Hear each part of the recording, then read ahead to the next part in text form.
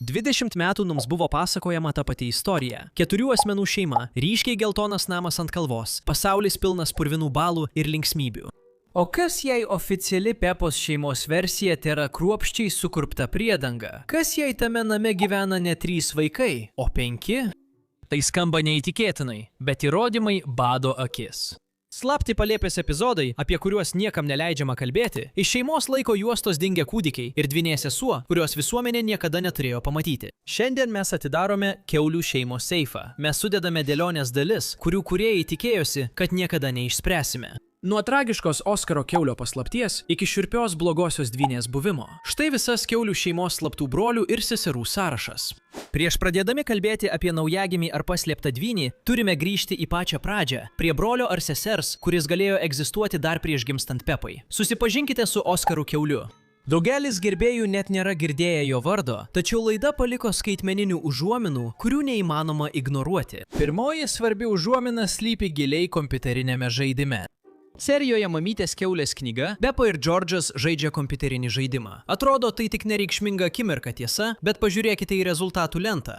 Matote mums žinomus vardus, bet pačioje apačioje yra paslaptingas vartotojo vardas – OOP. Gerbėjai mano, kad tai reiškia Oskaras kiaulė, dingęs vidurinysis vaikas. Bet kaip jo vardas ten atsirado? Jei kiaulių šeimoje tik 2 vaikai, kodėl privačiame šeimos kompiuteryje išsaugotas 3 aukštas rezultatas? Ar Oskaras žaidė šį žaidimą prieš daugelį metų? Ar jis slapta nusileidžia į apačią naktį, kad susigrąžintų savo titulą? O gal animatoriai netyčia paliko vienintelį duomenį, įrodantį, kad jis buvo tikras? Atrodo, tarsi kompiuteris būtų laiko kapsulė, atsisakanti ištrinti Oskaro atminimą. Tačiau Oskaro paslaptis nesibaigė vien aukštų rezultatų.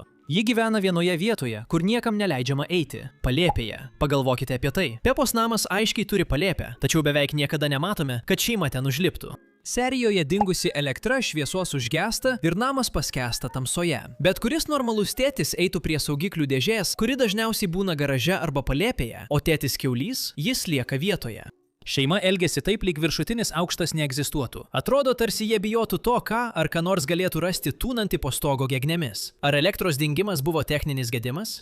O gal tai buvo Oskaras, užmirštasis brolis, kuris iš savo slaptos slėptuvės krapštėsi prie laidų. Paskutinis vinis į Oskaro teorijos karstą yra laiko juosta. Serijoje Kūdikio pilvukas Pepa žiūri namų filmuką, kuriame ji dar visai mažytė. Vaizdo įraše mama kiaulė jau akivaizdžiai vėl nėščia. Tačiau čia iškyla problema. Jei paskaičiuosite, tas kūdikis negali būti Džordžas. Džordžas yra daug jaunesnis už Pepą. Tarpas per didelis. Vienintelis biologinis paaiškinimas, tarp jų turėjo gimti dar vienas vaikas. Vaikas, kuriam iš pradžių buvo duotas ponas dinozauras ir tai paaiškintų, kodėl Džordžas taip liguistai saugo tą žaislą. Tai ne tik plastikas, tai perduotas žaislas iš brolio, kurio Džordžui niekada neleido sutikti. Nesvarbu, ar Oskaras buvo paslėptas, pamirštas ar išbrauktas iš laidos, jis tapo seniausia ir keisčiausia Pepos kiaulaitės šeimos paslaptimi. Jei Oskaras kiaulaitis yra pamirštasis brolis, tai kitas mūsų brolis ar sesuo yra tas, kurio apskritai niekas neturėjo pamatyti. Prieš daugelį metų buvo išleistas oficialus reklaminis plakatas, kuris sukėlė tikrą ažiotažą tarp gerbėjų.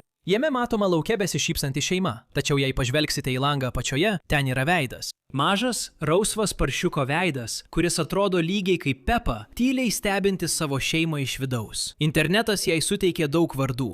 Poppy kiaulė, Olivija kiaulė arba tiesiog blogoji dvynė. Tačiau kaip ją bepavadintumėte, ji yra trūkumas kiaulių šeimos tobulame įvaizdyje. Metus gerbėjai svarstė, kur ji dingo, ir tada pasirodė serija Didžioji statyba. Šioje serijoje senas namas yra nugriaunamas, o jo vietoje pastatomas naujas didžiulis. Tačiau atkreipkite dėmesį į vieną dalyką. Jie nepersikėlė į kitą vietą. Jie pastatė naują namą tiesiai ant senų pamatų. Jei kas nors būtų gyvenęs senojo namo sienose ar rūsyje, jų nebūtų iškėlę. Jie būtų buvę užmūryti viduje. Tai mus atveda prie dviaukštės lovos paslapties. Naujame name Pepa gauna visiškai naują kambarį, bet dėl kažkokios priežasties ji pasiliko senasias dviaukštės lovas. Dabar Džordžas turi savo kambarį, tai kodėl Pepa reikia 2 lovų? Pažvelkite atidžiau į apatinę lovą. Ji visiškai uždengta stora sunkia užuolaida. Kodėl užuolaida? Vaikų laidoje ką nors slepi tik tada, jei už to slypi paslaptis. Gerbėjai mano, kad apatinė lova nėra skirta svečiams. Tai dvynės vieta. Ar pastebėjai, kaip tokiose serijose kaip Džordžas peršala, Pepa iš pradžių būna miela, rūpestinga sesuo, bet staiga tampa šalta, piktavališka ir besiskundžiančia jo kosuliu? O kas jei tai nėra vienos kiaulaitės nuotaikų kaita? O kas jei dvynė apsikeičia vietomis su Pepa, kai niekas nemato? Tai paverčia Pepos elgesį nebe charakterio trūkumu, o didžiuliu antgamtiniu sąmokslu. Ir tada viskas pasikeitė. Atsirado mažoji Ivi. Skirtingai nei Oskaras ar Dvinė, Ivi nereikėjo slėptis. Ji pasirodė su karališku pranešimu, pasauliniu kino specialiuoju filmu ir daugiau prekių nei visa likusi šeima kartu sudėjus. Tačiau jos atėjimas nėra tik džiugus įvykis. Tai yra didžiausias įžeidimas paslėptiems broliams ir seserims. Pagalvokite apie naują įžangą. 20 metų Pepa sakė šitą patį. Tai mano mažasis brolis Džordžas. Tai mano mažasis brolis Džordžas? Tačiau dabar įžanga buvo perrašyta. Tai mano mažoji sesutė Ivi. Tai mano kūdikis, sesutė Ivi. Jei tu esi Dvinys, besislepiantis už užuolaidos, arba Oskaras, stebintis iš palėpės, taip jautiesi. Ivi gauna gyvenimą, kurio jiems buvo atsisakyta. Ji gauna vaikų kambarį, ji gauna filmų sutartis, jos vardas rodomas titruose. Ivi yra pakaitinė sesuo. Per ją seriale pagaliau atsiranda trečias vaikas. Nereikiant aiškinti, kur dingo kiti du. Net Džordžas jaučia spaudimą. Jis buvo šeimos mažylis 20 metų, staiga jis tapo viduriniuoju vaiku. Jis buvo nustumtasis dėl jaunesnės, mielesnės savo versijos. Ar Džordžo apsėdimas savo dinozaurų iš tikrųjų yra būdas susidoroti su tuo, kad jis yra pakeičiamas, kaip buvo Oskaras? Jei kiaulių šeima iš tikrųjų turi 5 vaikus, tada Pepa ir Džordžas staiga nebėra visatos centras. Pepa jau 20 metų yra šio prekės ženklo veidas, purvinų balų plakato mergaitė. Tačiau dabar, kai Evė oficialiai čia, o Oskaras kiauliukas ir paslaptinga Pepos dvynė tyko šešėliuose, Pepa atsiduria juokingoje naujoje situacijoje. Ji nebėra vyriausia, ji visos komandos vadė. O Džordžas, mielas mažylis Džordžas, kuris manė, kad visada bus mažiausias, na, jau nebe.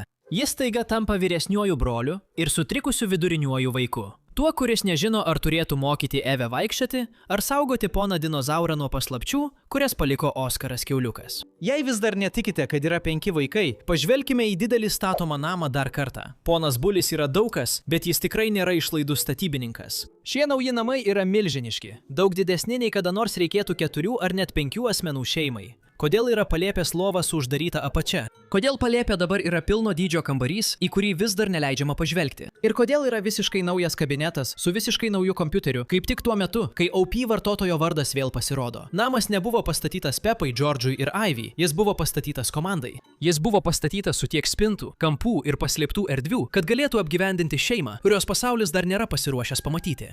Tai rūmai oficialiai pripažintiems ir tvirtovė užmirštiesiems.